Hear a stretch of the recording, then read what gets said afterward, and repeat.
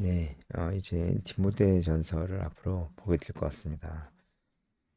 바울이 이제 죽음을 앞두고 쓴 편지들이죠. 어, 이제 로마 감옥에 투옥이 돼서 죽음을 앞두고 있는 상태에서 어, 쓴 편지들입니다.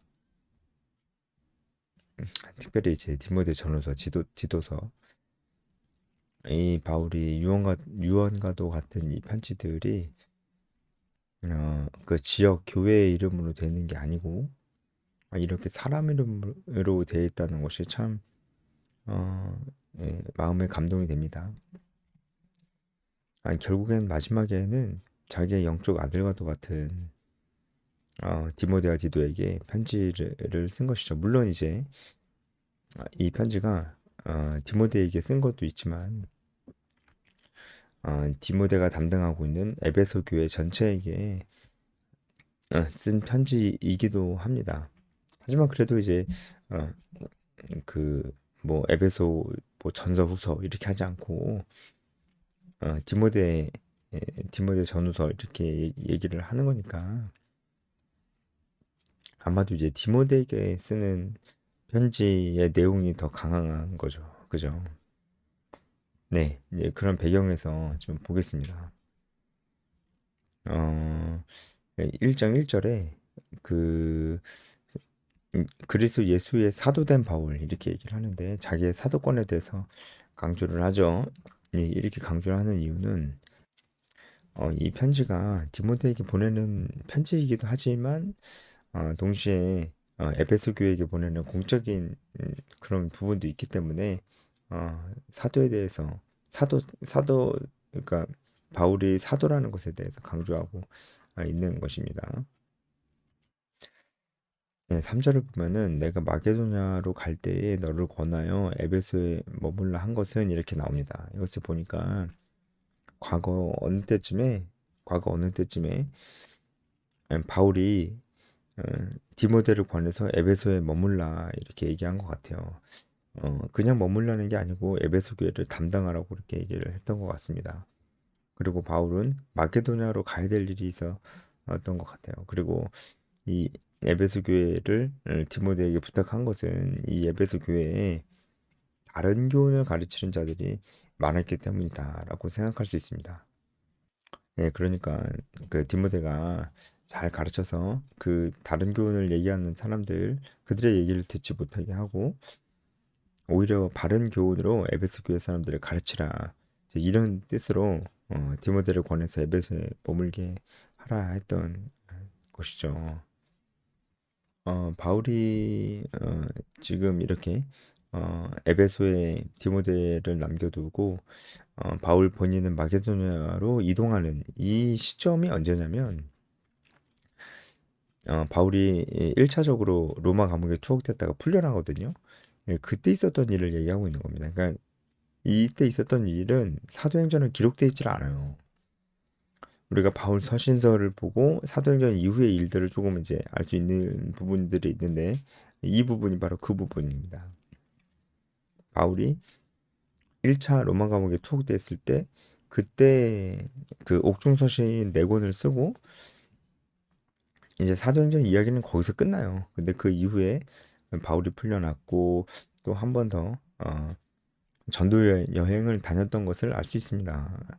굳이 말하자면 이 전도 여행이 사도행전에 기록되어 있지 않는 이 전도 여행이 4차 전도 여행인 거죠.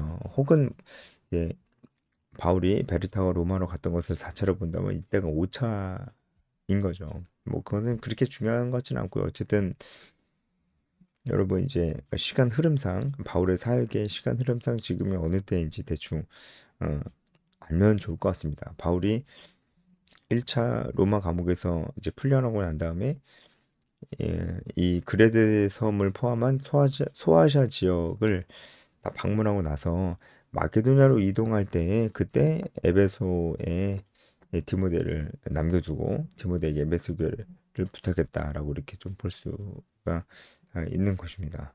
음, 그렇습니다. 네, 그렇다면은 다른 교훈을 가르치는 자들은 누구며 무슨 말을 하는가? 4절을 보면 우리가 좀 알 수 있는데 신화와 끝없는 족보에 몰두하는 자들이 다른 교훈을 가르치는 자들이라는 것을 좀 알 수 있어요. 예, 일단은 이 사람들의 정체는 영지주의적인 이단보다는 유대주의적인 이단에 가까운 사람들이라고 좀 볼 수 있습니다. 이 영지주의 이단도 이 서신서에 그 다른 교훈을 가르치는 자로 많이 나오거든요. 이 영지주의 이단의 뭐 대표적인 것이 예수님은 육신으로 오신 것이 아니고 육신으로 온 것처럼 단지 보였을 뿐이다라고 얘기하는 소위 말해서 가현설을 주장하는 이런 사람들의 영지주의적 이단이죠. 지금 여기서 말하는 다른 교훈을 가르치는 사람들이라는 것은 영지주의 이단은 아닌 것 같다고요. 그렇다면 영지주의보다는 유대주의 이단인 거예요. 그러니까 이 사람들은 성경 이외에 다른 것을 더 탐구하고 그것에 더 권위를 주고 그것에 끊임없이 몰두하는 것입니다. 뭐 예를 들어서 당시 랍비들이 꾸며놓은 이야기 이런 것들을 어, 어, 그 굉장히 끊임없이 탐독을 하는 거죠. 성경보다 더 중요하게 여기는 겁니다. 뭐 예를 들어서 외경 중에 하나인 유대인의 주빌리서에는 이런 그러니까 수많은 이런 족보와 조상 알람표가 나와 있는데 굉장히 확대 과장해서 나와 있다고 합니다. 뭐 여인들의 이름도 다 날조돼 있고 이제 그냥 막 부가된 이야기도 있고 그러니까 뭐 신빙성이 없는 거죠.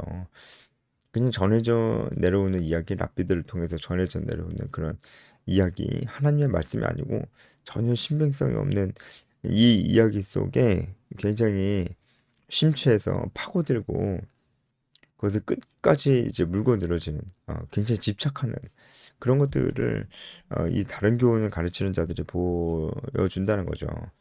이들은 대신에 하나님의 경륜을 이루는 것에는 관심이 없어요. 하나님이 하신 일, 그리고 그것을 가르치는 일, 이것에는 관심이 없는 거예요. 쓸데없는 것에 관심이 있는 겁니다. 이거 우리 삶을 좀 돌아볼 필요가 있습니다. 오늘 제가 해설해 드릴 거는 사실 이 부분 제일 중요하고 나머지는 거의 여러분들이 그냥 보시면은 잘 묵상할 수 있는 부분들인데 어, 이 유대주의적 이단들은 유대주의에서 중요한 그 랍비들의 어떤 그런 책들 그런 것들을 굉장히 중요하게 여기면서 그러니까 자기의 어떤 그 전통이나 어떤 그런 그런 것들을 전승이나 이런 것들을 더 중요하게 여기는 자들이죠. 하나님의 말씀보다. 그러다 보니까 이 사람들이 굉장히 어리석어지고 이상한 다른 교훈을 가르치는 이단이 되는 것입니다. 그러니까 우리의 모습을 돌아본다면 우리는 어떻게 해야 될까요? 결국은 이런 말씀을 드릴 수 있을 것 같습니다. 본질적인 것에 집중해야 된다. 본질적인 것에. 어, 비본질적인 것은 집착하면 안 된다. 본질적인 것을 중요하게 여겨야 된다라는 것을 우리가 알 수가 있을 것 같습니다. 이제 어, 이 유대인들도 처음부터 이단은 아니었을 텐데 이 율법의 근본적인 정신, 하나님을 사랑하고 이웃을 사랑하는 것에 대해서 잘 모르고 중요한 것은 다 놓쳐버리고 별로 중요하지 않은 것을 오히려 굉장히 재밌게 보고 관심 있게 보고 이러면서 예, 유대인들 전체가 다 이상해진 거예요. 그러니까 이제 그들이 예수님을 알아보지도 못하고 그리고 그 안에서 이제 그 이단도 나오는데 바로 이런 끝없는 족보에 몰두하게 하는 이런 이단들이 나오는 것입니다. 어떤 종류인지 알겠죠? 우리도 기본적인 것에 목숨을 걸면 안 됩니다. 비본질적인 것에 목숨을 걸면 안 됩니다. 여러분, 저는 정말 그렇게 그럼 본질적인 게 뭘까요? 본질적인 거? 우리 신앙생활에 있어서 본질적인 게 뭔지를 잘 생각해 봐야 돼요. 그래야 우리가 비본질적인 것에 대해서 거기에 몰두하지 않을 수 있잖아요. 본질적인 것은 어, 제가 앞서 말씀드렸듯이 율법의 근본 정신, 하나님 말씀에 이제 가장 중요한 건 뭐냐면 하나님을 사랑하고 이웃을 사랑하는 것입니다. 그게 가장 중요한 겁니다. 그것이 바로 용서받을 수 없고 사랑받을 자격이 없는 우리가 이 사랑을 받고 예수 그리스도의 피로 인해서 용서함을 받은 우리가 해야 될 일이 바로 이 두 가지라는 거예요. 하나님을 사랑하고 이웃을 사랑하는 그 일이죠. 근데 여러분, 제가 뭐 길게 설명을 드릴 수는 없으니까 결국은 하나님을 사랑하고 이웃을 사랑하는 것이 가장 본질입니다. 근데 하나님을 사랑하려면 어떻게 사랑해야 되느냐? 우리의 전 인격을 다해서 지정의를 다해서 하나님을 사랑해야 됩니다. 하나님의 뜻을 알고 그것을 진심으로 언제나 내 중심으로 그것을 붙들고 그것을 그리고 그대로 행해야 됩니다. 우리가 그대로 행한다고 했을 때 우리가 하나님 말씀대로 행하는 것이 하나님을 사랑하는 방법입니다. 하나님 말씀대로 행한다고 했을 때 결국은 하나님 명령에 순종해야 된다는 거예요. 하나님 명령에 순종하지 않으면 하나님을 사랑하지 않는 것이고, 그렇다면 우리 신앙생활은 정말 본질적인 것 놓치고 비본질적인 것을 붙들고 있는 신앙이 되어버립니다. 그렇다면 하나님 명령에 순종하는 것이 얼마나 중요한지 알겠죠? 그럼 하나님 명령이 뭐가 있습니까? 많이 있습니다. 근데 그 중에서도 가장 중요한 것이 무엇인지 우리는 알고 있어요. 지상 명령이죠. 이게 가장 중요한 명령이죠. 그 지상 명령의 내용은 복음을 전하고 제자를 삼는 것입니다. 그럼 우리가 이 명령에 순종하지 않고 하나님을 사랑한다고 얘기할 수가 없다는 거예요. 명령에 순종하지 않는데 어떻게 하나님을 사랑하는 거냐고요. 그렇죠? 그러니까 그렇게 살지 않으면은 우리는 본질적인 것은 하지 않으면서 뭐 이제 비본질적인 거 무슨 행사를 막 어떻게 하고 막 되게 원래 이렇게 우리는 행사를 이렇게 했었고 이걸 잘하는 게 되게 중요하고 막 진짜 무슨 방송실 사고 나면 하늘이 무너져 내리는 것처럼 막 큰일 난 것처럼 막 그렇게 얘기를 하고, 물론 이제 사고 나면 안 되죠. 행사 잘 치러야 되죠. 근데 그게 가장 중요한 것은 아니라고요. 아니, 사람들이 이 명령에 순종하고 있지 않는데 다른 거 다 잘하면 뭐 합니까? 어? 본질적인 것이 있잖아요. 본질적인 거. 그리고 하나님 사랑, 이웃 사랑이니까 이웃 사랑도 마찬가지예요. 이웃 사랑을 어떻게 할 겁니까? 네? 여러 가지 봉사하고 뭐 후원을 하고 뭐, 뭐 여러 가지 뭐 할 수 있죠. 그런 것으로 이제 사랑을 실천을 할 수 있죠. 하지만 사실 사랑을 실천할 수 있는 가장 좋은 방법은 어, 그 사람을 품는 겁니다. 그 사람을 품고 그 사람 사랑하고 관심을 갖고 정기적으로 만나서 계속 이야기를 나누고, 그리고 그가 스스로 독립할 수 있도록 도와주는 것입니다. 영적으로든 육적으로든 독립할 수 있도록 도와주는 게, 이게 정말 어떤 사람을 사랑할 수 있는 가장 베스트 웨이예요. 다른 건 다 쉽습니다.